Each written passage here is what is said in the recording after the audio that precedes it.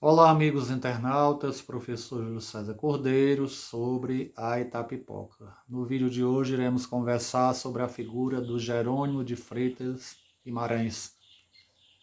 Qual sua origem, quem eram os seus pais, como esse cidadão chegou em território itapipoquense, quando chegou, qual foi o seu papel na história da Itapipoca.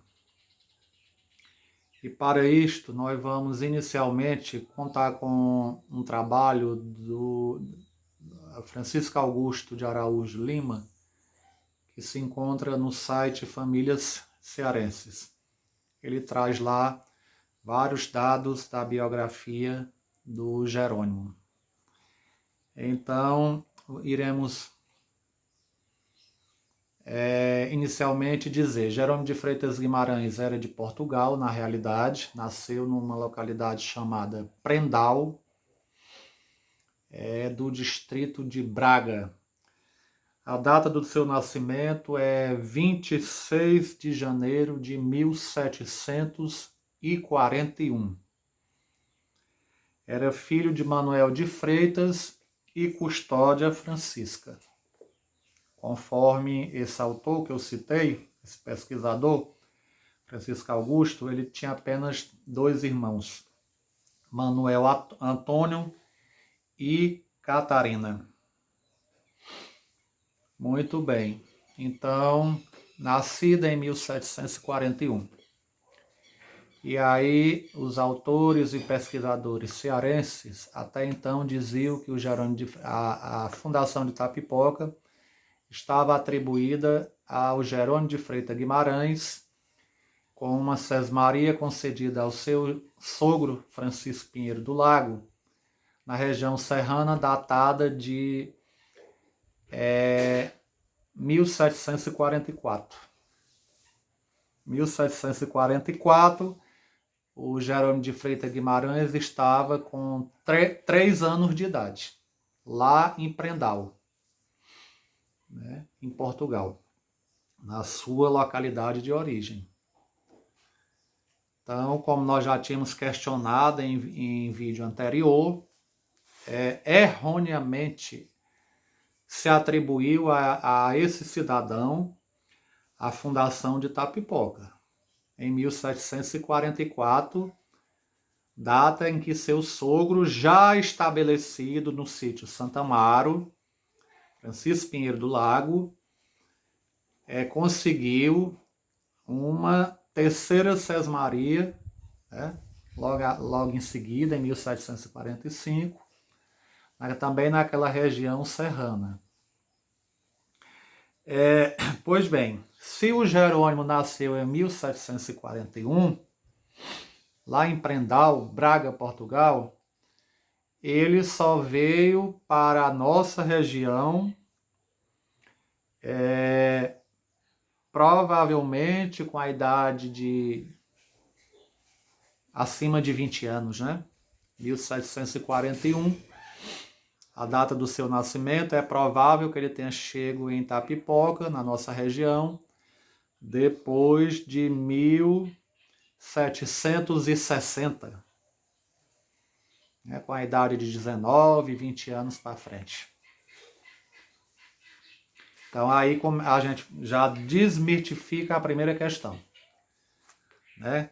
Que todo documento antigo que você, escritos de autores pesquisadores sobre a Itapipoca, atribuir ao Jerônimo de Freitas Guimarães a fundação do nosso município em 1744, quando na realidade ele tinha 3 anos de idade lá em Portugal. Primeiro, nós já estudamos aqui, vimos aqui em vídeos anteriores, a ocupação do nosso solo, da nossa região tapipoquense, por portugueses e brasileiros, ela ocorreu ainda no século XVII. Né? E Francisco Pinheiro do Lago, o sogro de Jerônimo de Freitas Guimarães, em 1737 já estava estabelecido na sua fazenda Jaburu, na Amontada Velha. Em 1744, ele estabeleceu um sítio na região serrana chamado Sítio Santa Amaro. E, posteriormente, um sítio mais adiante chamado Sítio São José, que erroneamente, até hoje, se atribuiu a constituição desses dois sítios a Jerônimo de Freitas Guimarães, e não ao verdadeiro fundador daquela região, que foi o seu sogro, Francisco Pinheiro do Lago. O Jerônimo, como nós já colocamos, ele deve ter chegado no sítio São Tamar e sítio São José a partir de 1760, quando ele constituiu casamento com a Francisca Pinheiro do Lago, filha daquele fundador lá da região serrana, Francisco Pinheiro do Lago. E aí ele constituiu esse casamento, e a relevância que nós vamos atribuir ao Jerônimo de Freitas Guimarães dentro daquela região serrana, trata-se da concessão das terras e o papel relevante que ele e a primeira esposa, Francisca Pinheiro do Lago, tiveram na construção da igreja de Nossa Senhora das Mercês, lá no antigo sítio São José, onde eles tinham residência. E pertencia a Francisca Pinheiro do Lago por direito de herança do falecimento da sua mãe, que morreu no sítio Santa Amaro, a primeira esposa do Francisco Pinheiro do Lago. Então, esse casal fez a doação das terras e, juntamente com os demais moradores de todo o território e da região serrana, principalmente do sítio São José, edificaram a capela, construíram a capela de Nossa Senhora das Mercês e adquiriram em Portugal a imagem da padroeira. Afora essa questão, nós não consideramos nenhum outro fato relevante na história da Itapipoca que possa se atribuir ao Jerônimo de Freitas Guimarães, não querendo aqui menosprezar a figura do mesmo. Só queremos desmistificar fatos que foram repassados até o presente momento pela história escrita e pela oralidade dos nossos ancestrais, atribuindo uma relevância significativa a Jerônimo de Freitas Guimarães como fundador da Itapipoca, o que não é verdade. Jerônimo de Freitas Guimarães não foi o fundador da Itapipoca, não foi o primeiro a habitar a região serrana do atual Arapari. Pelo contrário, quando ele chegou naquela região, vários moradores, fazendeiros, já estavam estabelecidos ali naquela região.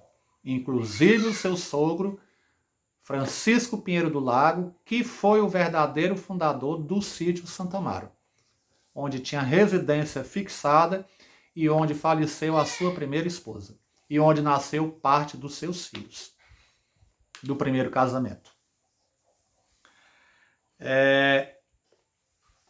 Com a morte da primeira esposa do Jerônimo de Freitas Guimarães, ele constituiu um segundo casamento com uma filha natural de Amontada, Rita Maria do Espírito Santo. Segundo matrimônio, que ocorreu em 10 de maio de 1786. E daí, desse segundo matrimônio, que ele não teve filhos com a primeira esposa, com a Francisca Pinheiro do Lago, e já com a segunda esposa, Rita Maria, esse casal teve 9 filhos. O Jerônimo de Freitas Guimarães, filho, ou Júnior, na atualidade a gente atribuiria esse nome final, que nasceu em 1787. Esse cidadão ele foi embora para Baturité, onde ele deixou família constituída.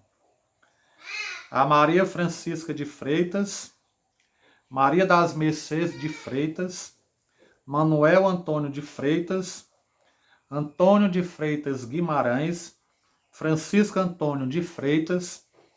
Esse constituiu família e faleceu em Codó, no Maranhão. Maria da Conceição, Custódia Francisca de Freitas e Mariana Francisca de Freitas. A Mariana Francisca de Freitas, ela se casou com o português Capitão Luiz Antônio Alves Cordeiro. Portanto, todos os Cordeiro de Itapipoca e da Uruburetama, que são a mesma família, são descendentes também diretos do Jerônimo de Freitas Guimarães. Inclusive este pesquisador que vos fala nesse momento. Luiz Antônio Alves Cordeiro era o meu tetravô materno, um dos meus tetravós maternos.